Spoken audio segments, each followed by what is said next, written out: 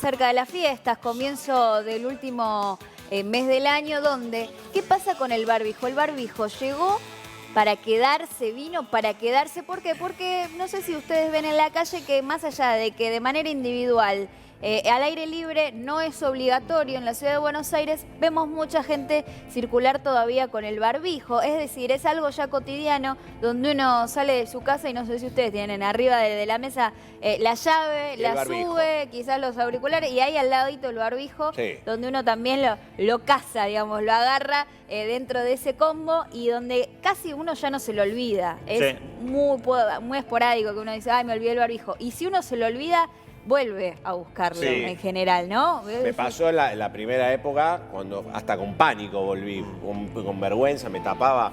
Salí a caminar una vez, me acuerdo julio, agosto, donde la gente empezaba, salí sin barbijo y me sentí observado. Dije, ay, bueno, qué lindo estoy. Y de repente dije, no es por eso. ¿Por qué me miran? Porque me miraban con cara rara la gente. Cuando había que hacer fila todavía afuera en los supermercados, me acuerdo también frío extremo, no sé, serían fines de mayo o algo así. Y no me di cuenta y salí, la única vez que salí durante el año pasado sin el barbijo y prácticamente sentí que me metían una piña en cualquier momento. Y es que no me había dado cuenta, había ido tan dormido que ahí dije, bueno, voy, busco y lo busqué también como hasta como desesperado. Me pongo esto y ya. Sí, yo con la campera me tapaba para que no me... Claro. Era la época donde los fundamentalistas del no uso del barbijo se terminaban encontrando con gente que se enojaba mucho y muchas terminaban en las trompadas, ¿no? En cuestiones cotidianas, por ejemplo, ir a hacerse un estudio, un chequeo médico, donde uno ingresaba a un hospital o a una clínica sin barbijo y quizás te atendía un médico también sin barbijo, depende de la consulta. Ibas al traumatólogo y el traumatólogo no tenía el barbijo puesto, por ejemplo, ¿no? Y ahora con post-pandemia, digamos, ahora seguimos en la pandemia, pero digo, ¿qué es lo que va a pasar post-pandemia? Por ejemplo, en clínicas, hospitales, los médicos y los pacientes seguirán entrando ya directamente de manera obligatoria con barbijo en los locales, por ejemplo, o en los eventos masivos donde hay muchísima cantidad de gente o podés interactuar. Porque no puedes mantener la distancia social quizás en un local donde vos vas a comprar algo y estás con el vendedor, la vendedora bastante cerca. Son esas cuestiones que la gente se va preguntando y donde quizás ya no genera tanta incomodidad salir con el barbijo porque como el teléfono en su momento forma ahora parte de la vida cotidiana, no salís sin teléfono. Y antes cuando empezábamos a tener los primeros celulares te lo olvidabas, no lo llevabas, no era algo que vos lo tenías como una extensión del brazo. De hecho, ahora el barbijo es una extensión de la cara. Para los locales y demás, y muchas veces salimos y nos olvidamos el barbijo, volvemos a buscarlo, porque para los espacios cerrados sigue siendo obligatorio. Cuando vas a un comercio a comprar, no puedes entrar si no es con barbijo, ¿no? Transporte público también. Transporte público sí o sí, barbijo. Supermercado. Ayer yo entré al supermercado, tenía un poco bajo el barbijo, estaba caminando, un calor me dio. Y me dijeron, el barbijo, uy, no me di cuenta. Pero tuve que subir, porque entré como Pancho por mi casa. Yo creo que es como todo. De la misma forma que vos decís, como el celular llegó para quedarse y al principio nos lo olvidábamos y después nos lo empezamos a llevar. Esto de que deje de ser obligatorio va a hacer que de a poquito la gente deje de usarlo.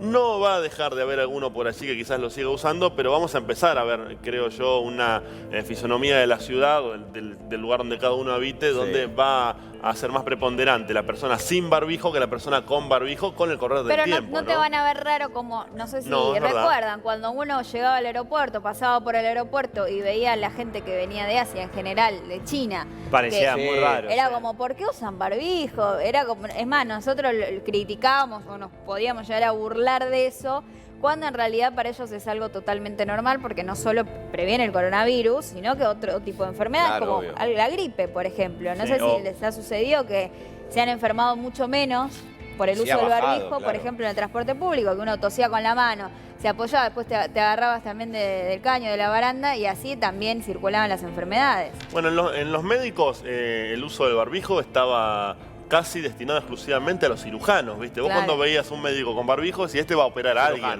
¿No? O sea, no pensabas que iba a atender a alguien. Los dentistas por ahí, los odontólogos que eran, que son los que más cercanía tienen boca con boca a la hora de estar trabajando y demás, sí habían empezado ya previo a la pandemia, muchos de ellos a trabajar con barbijo, justamente por esto de estar muy cerca en las dos bocas y los gérmenes que se podían llegar a transmitir desde allí, ¿no?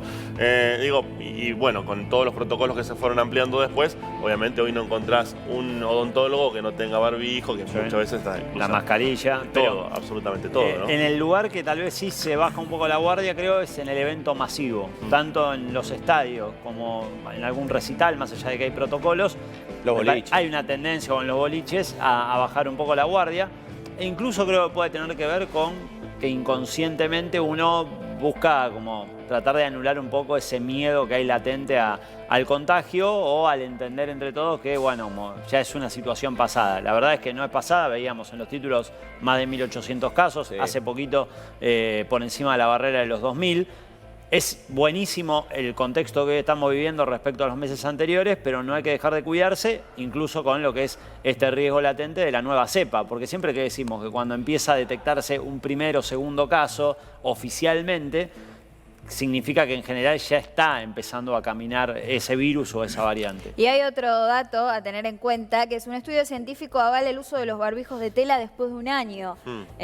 Porque mucha gente capaz no tenías el barbijo, el Atom, ¿no? Ese. Te un pañuelo, te ponías. Claro, bueno, no. El barbijo sí de tela, el doble tela, el que se pone con el filtro, ese lo han avalado. Y en Londres, por ejemplo, porque siempre hablamos de diferentes partes del mundo, habrá multas de hasta $8.500, esto no pasado a lo que es libra, ellos cobran en libras, pero bueno, hasta $8.500 por no usar barbijo, por ejemplo.